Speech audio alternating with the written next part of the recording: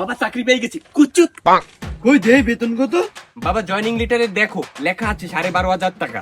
নে নে বাবা, তুই এই খুশিতে সন্দেশ খা। না বাবা আজকে আমি রোজা খাইতে পারবো না।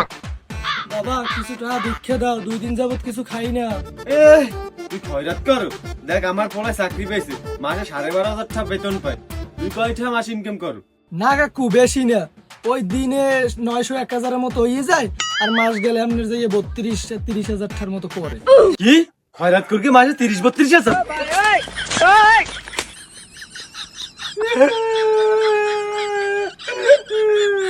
ভাইডি যা কয় মান্য নিয়ে চলিস।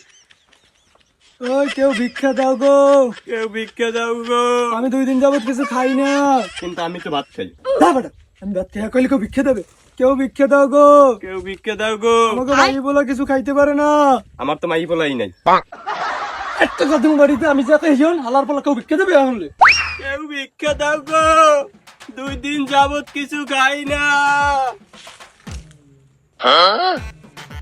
হালায় তো মেলা দামা কাপড় পাইছে, দে ফিটিং দেওয়া যায় না।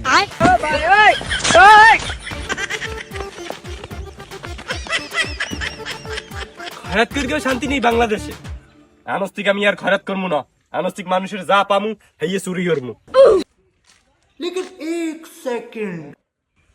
শালা মোবাইল তো ওইটাই নিতে হবে।